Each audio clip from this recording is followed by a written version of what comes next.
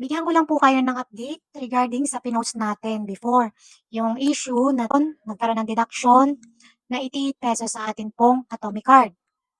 So nag-report po tayo kay Atome, and yan, diyan niyo po makikita kung ano po yung sinabi ni Atome. Then after the review po nila, so nagkaroon po ng email. So ano po ba yung email?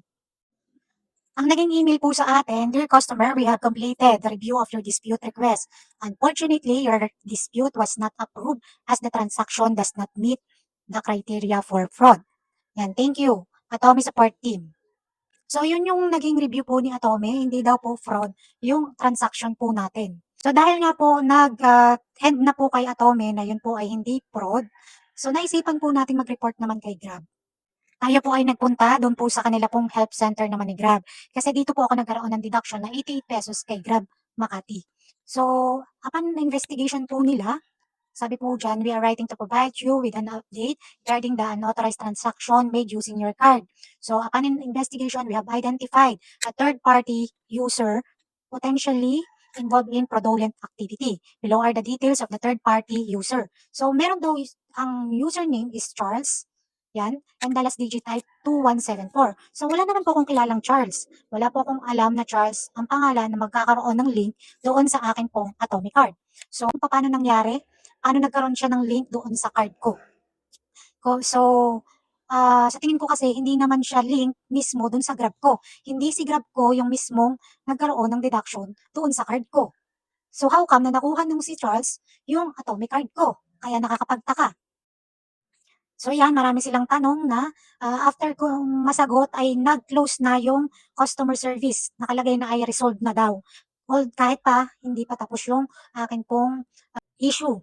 So yun daw po kasi ay merong araw na dapat po ay nasasagot po natin. Kaya lang po yung akin medyo nagtagal. Kaya na mark as resolved na.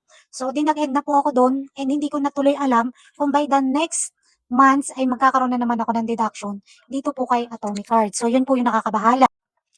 So yan po yung mga tanong na hindi po natin nasagot.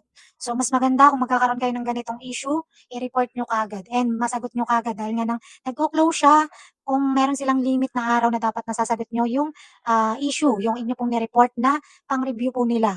Sa case ko ay hindi ko na alam kung paano pa ako mag-report.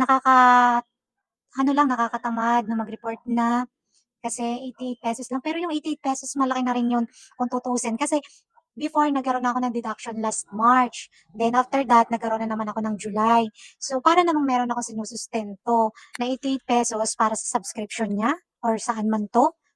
Kasi hindi po talaga, wala po talaga akong transaction na 88 pesos. So, nagugulat na nga lang ako na meron nagkakaroon ng notification sa akin, sa aking email, na meron daw akong pinorchase na 88 pesos.